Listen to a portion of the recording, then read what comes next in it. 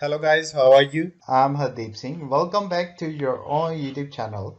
IELTS updates and recent exams. For more updates related to recent IELTS exam writing test topics, listening, reading, practice test, and speaking, you got guesswork. Please, guys, participate in everyday listening and reading practice test to achieve your desired band score in your actual IELTS exam. Please hit the like and subscribe button. Press the bell icon for the upcoming notifications. Don't forget like, subscribe and share my YouTube channel and my Facebook page, IELTS updates and recent exams. Part 1. You will hear a conversation between an officer of the Small Claims Tribunal and a consumer who wants to make a claim. First, you have some time to look at questions 1 to 6.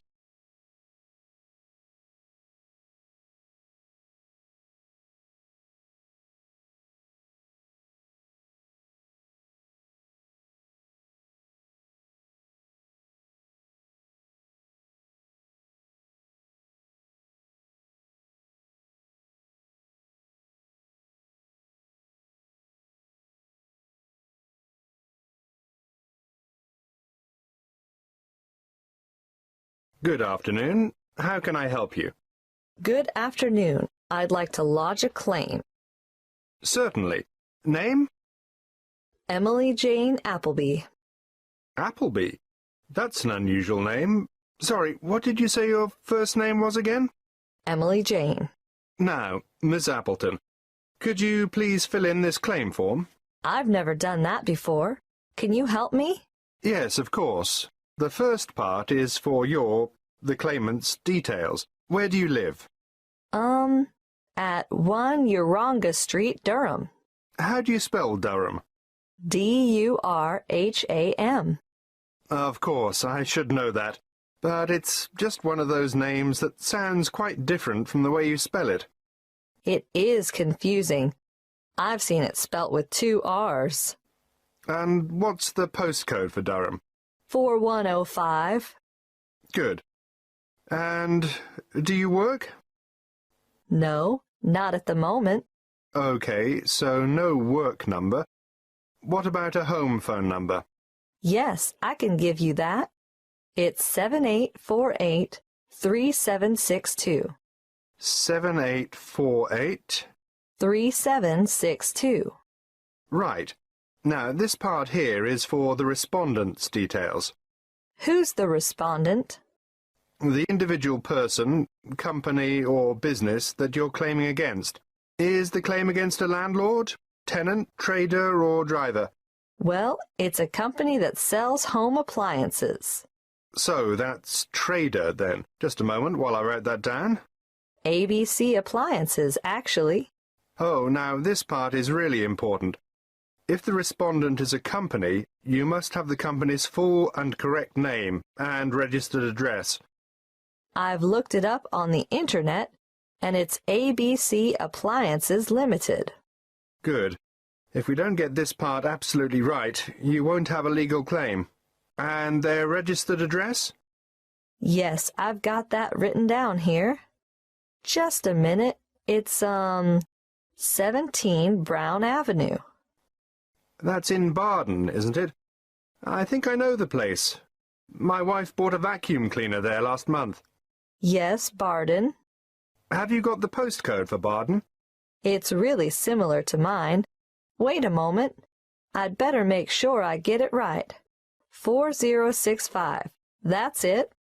And what's the telephone number for ABC Appliances? Oh, 7232-4681. Good. Got that. Now, in the third part of this form, we get to the actual goods or services that are in dispute. I assume you made a purchase from them. Yes, that's right. On the 3rd of February, 2011. And did the goods have any sort of guarantee or warranty? Yes, but only for 6 months. So it was just a 6-month warranty. Yes, they offered me an extended warranty for 3 years. But I would have had to pay extra for that. Oh, I see. Before you hear the rest of the conversation, you have some time to look at questions 7 to 10.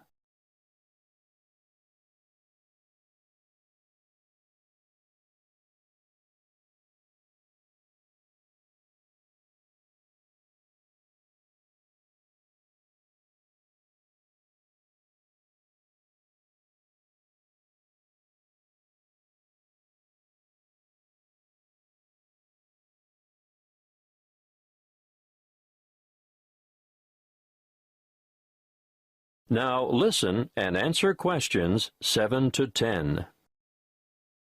You'll need to give a full description of the goods involved, the nature of the defect or fault, and any other relevant particulars. So, tell me, what did you buy? I bought a washing machine. Yes, but what brand, model, and serial number?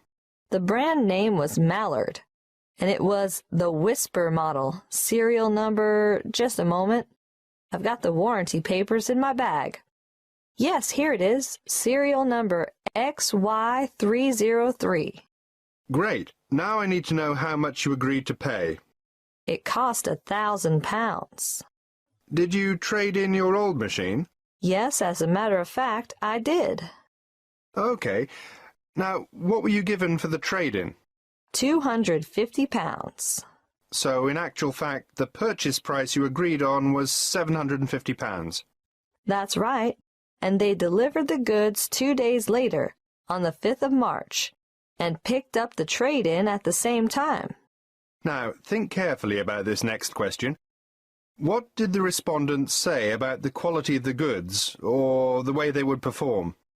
The salesman who served me at the appliance shop said, "The Mallard Whisper model has a much shorter cycle, so it uses less power. Oh," and he added, "and it will also use less water." Is that true? Well, partly. It does seem to use less water, but both the wash cycle and the rinse cycle go on for much longer than my old machine, so I don't see how it can use less electricity. But the sales assistant also said, "This model is whisper quiet." And is it? No, not at all. It's so noisy we can't hear the television in the next room. Excuse me, I have to answer that. Would you mind waiting? I'll get back to you in a minute. That is the end of part 1. You now have half a minute to check your answers.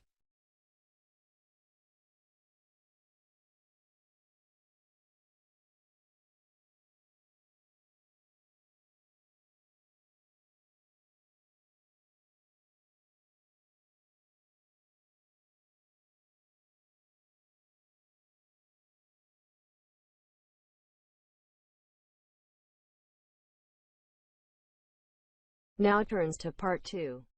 Listen carefully and answer questions 11 to 14.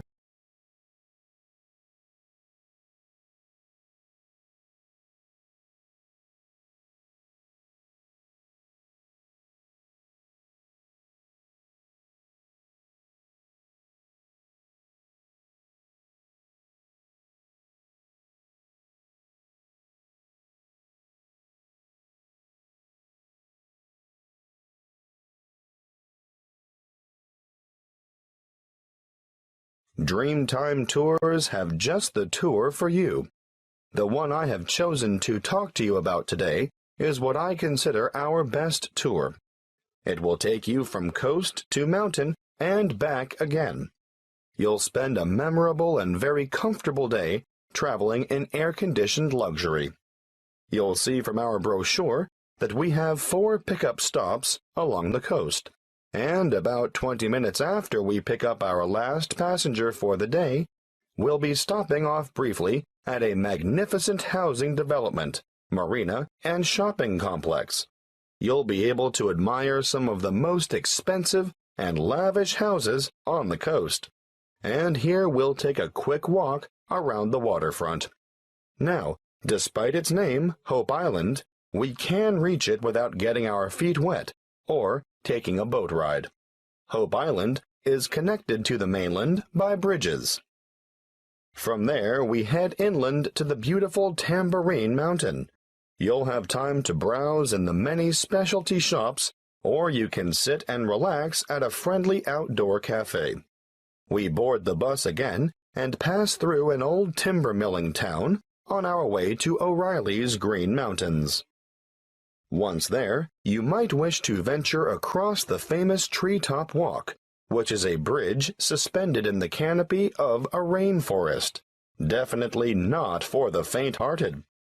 If you're not up to the excitement of this walk, or perhaps after you've done it, Why not enjoy lunch on the balcony of O'Reilly's restaurant? Before we leave, you'll have time for a stroll through the botanical gardens, or perhaps you'd like to feed the beautiful parrots and other birds. We'll supply the birdseed. From O'Reilly's, we travel to an alpaca farm for a demonstration, and of course, there'll be a photo opportunity for you with these gorgeous animals before returning to the coach for the journey back to your original departure point. Before you hear the rest of the talk, you have some time to look at questions 15 to 20.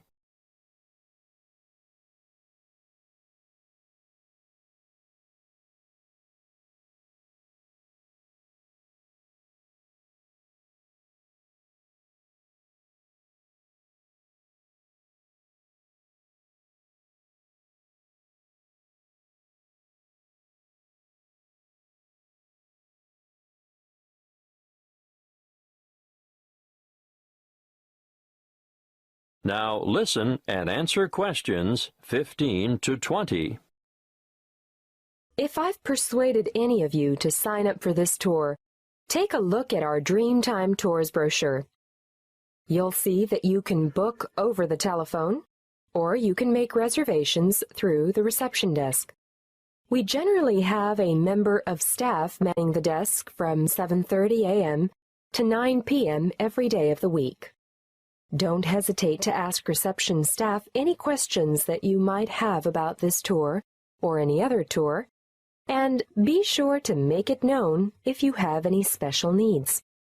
We'll do our best to make your trip rewarding and worthwhile. If this is the tour you want, be sure to specify Green Mountain Tour, and note that these excursions are full-day tours on 3 days of the week only, Sunday, Monday, and Friday, although we're hoping to have a Saturday tour available by next year. You'll see that fares are extremely reasonable, with each adult paying just $37. Now, that's not bad for a trip of around 280 kilometers, is it? If you want to bring the family, obviously, the Family Pass is great value at $94. That includes 2 adults and 2 children. But if you're an older adult, over 65, in other words, a senior citizen, your fare is discounted too. You'll pay a bit less than the full adult rate. Please note the departure times. We adhere to these strictly. The coach will leave the southernmost point of Coolangatta at 10 to 8 sharp, travel through Burleigh, and on to Surfer's Paradise, which is our most popular pickup point, departing from there at 8:30 in the morning. At 8:45, we make our last pickup at Labrador. May I remind you to dress appropriately for the day? Ladies, no high heels, please. Comfortable walking shoes are what is required, and I always recommend that everyone takes a light jacket because the mountain air can be quite cool compared to the heat and humidity of the coastal regions. Oh, something else I should remind you of. The prices quoted in the brochure are just for coach travel, although we can arrange for a minibus to collect you from your accommodation and bring you to the departure point free of charge. If you want to avail yourself of this service, be sure to let the booking clerk know. You will need to bring along extra cash or a credit card to cover expenses such as optional side trips, food and drink, and, of course, entrance fees to the various attractions. Well, that's all I have time to tell you. If you have further inquiries, please use the phone number on the brochure. That is the end of part 2. You now have half a minute to check your answers.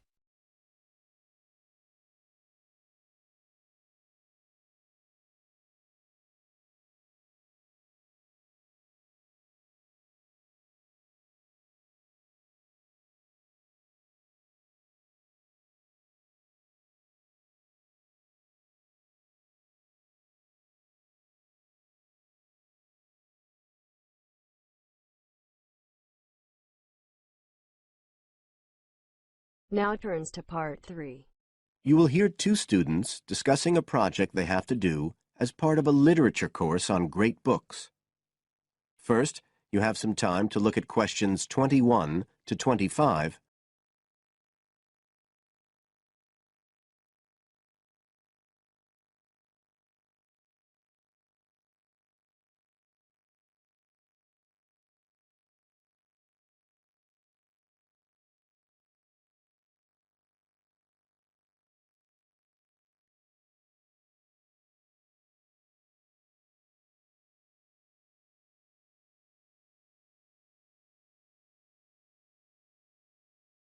Now listen carefully and answer questions 21 to 25. Hi, Joey. How are you doing? I heard you were sick. Oh, hi, Olivia. Yeah, I had a virus last week, and I missed a whole pile of lectures, like the first one on the great books in literature, where Dr. Castle gave us all the information about the semester project. I can give you copies of the handouts. I've got them right here. But that's okay. I already collected the handouts, but I'm not very clear about all the details. I know we each have to choose an individual author. I think I'm going to do Carlos Castaneda. I'm really interested in South American literature. Have you checked he's on the list that Dr. Castle gave us? We can't just choose anyone. Yeah, I checked. It's okay. Who did you choose? Well, I was thinking of choosing Ernest Hemingway, but then I thought, no, I'll do a British author, not an American one. So I chose Emily Bronte. Okay. And first of all, it says we have to read a biography of our author. I guess it's okay if we just look up information about him on the internet? No, it's got to be a full-length book. I think the minimum length's 250 pages. There's a list of biographies. Didn't you get that? Oh, right. I didn't realize we had to stick with that. So, what do we have to do when we've read the biography? Well, then we have to choose one work by the writer. Again, it's got to be something quite long. We can't just read a short story. But I guess a collection of short stories would be okay? Yes, or even a collection of poems, they said. But I think most people are doing novels. I'm going to do Wuthering Heights. I've read it before, but I really want to read it again now I've found out more about the writer.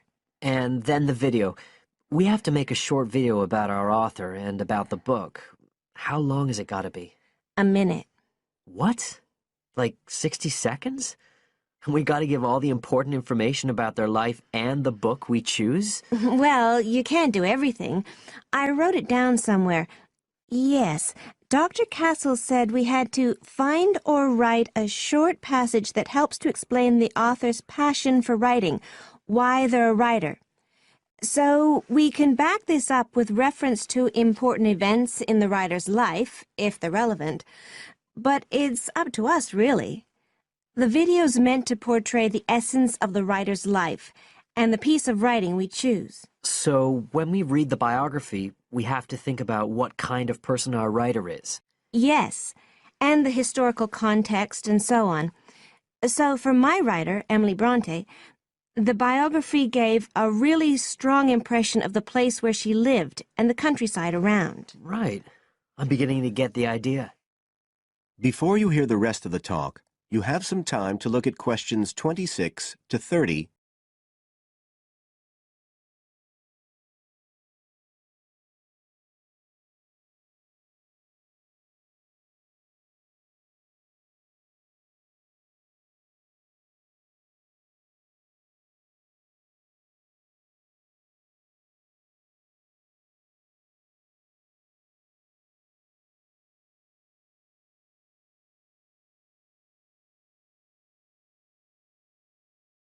Now listen and answer questions 26 to 30.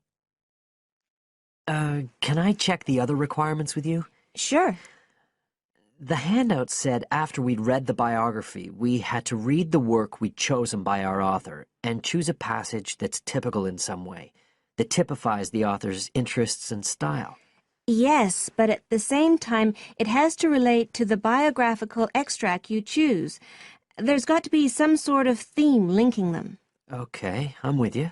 And then you have to think about the video.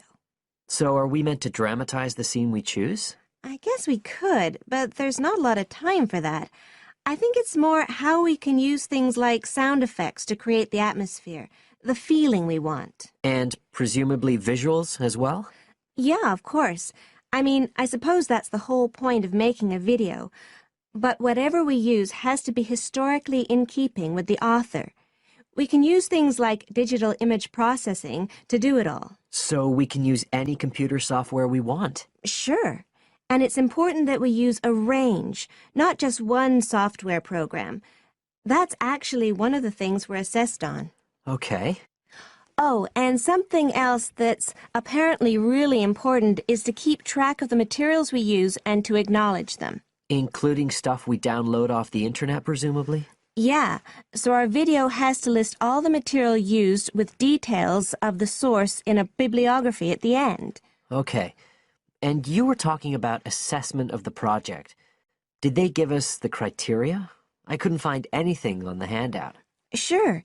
He gave us them in the lecture. Let's see, you get 25% just for getting all the components done. That's both sets of reading and the video. Then the second part is actually how successful we are at getting the essence of the work. They call that content, and that counts for 50%. Then the last 25% is on the video itself, the artistic and technical side. Great. Well, that sounds a lot of work, but a whole lot better than just handing in a paper. Thanks a lot, Olivia. You're welcome. The end of part 3. You now have half a minute to check your answers.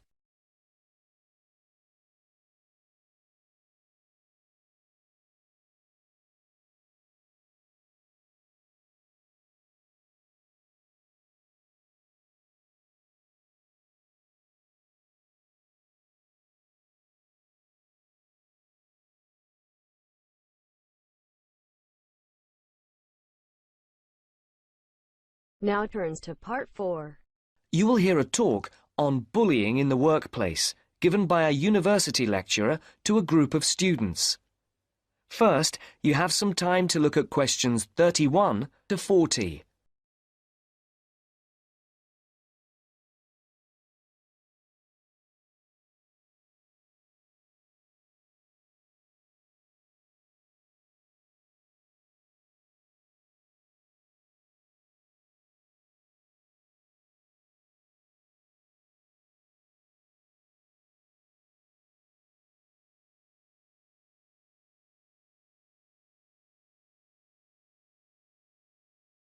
Good morning. My name is Dr. Mervyn Forrest, and I specialize in management techniques and training.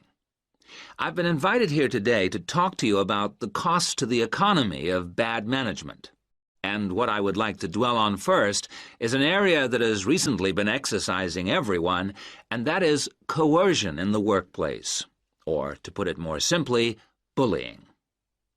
It has been estimated that bullying at work costs the British economy up to £4 billion a year in lost working time and in legal fees. And with the problem apparently on the increase, it is time that managers took on board what is happening. I would like to think that what is perceived as bullying is nothing more than lack of experience, insecurity, or lack of awareness on the part of managers, and not a conscious effort to attack someone, but that is perhaps a case of my being naive or over-hopeful. Before we break up into groups to look at the first task on the handout you've got, I'd like to give you a start with some of the main bullying methods that have been identified so far. Basically, what I'm going to do here is to give you examples of 1 or 2 points. Can you all read the OHP clearly? Yes? Right, off we go. The first item on the list is giving people tasks which managers themselves cannot do and which are therefore impossible to achieve. This is, in fact, a very common strategy used by managers to manage their subordinates. It gives certain people a false sense of security as they watch others failing while they try to achieve the goals set. Another simple bullying technique is constantly moving the goalposts, especially when one's employees are in the middle of a task. This is not bad management, it is just plain stupid. All targets and goals set should be easily achieved within a realistic timescale. Sending memos to someone else criticizing the performance of a task where the individual has no way of replying is another common technique, especially when the manager concerned does not reply or makes it impossible for subordinates to contact him or her by not answering the telephone or not replying to emails. This is not the style of a sound manager, but rather the antics of someone with emotional problems. If you behave like that, don't expect your staff to respect you. And now, the technological bully. It is interesting how all tools designed to help can be turned into dangerous weapons. The urgent email bully is fast becoming a problem in the office.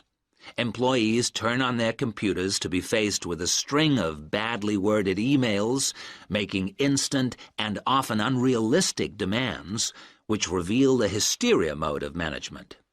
Have you ever felt a sense of dread before looking at your email, even your personal messages? All companies should develop a company strategy whereby there is an email code of practice, with offensive messages being forwarded to a designated person for appropriate action. I would now like you to break up into groups and brainstorm other bullying techniques which you think you may have experienced, and perhaps, if you're honest, which you have been party to. I can think of at least 9 more bullying strategies. I would also like you to consider ways in which you think that each of the techniques on your list can be countered. Is everyone clear as to what the task is? Yes? Okay. You've got 20 minutes to do this. That is the end of part 4. You now have half a minute to check your answers.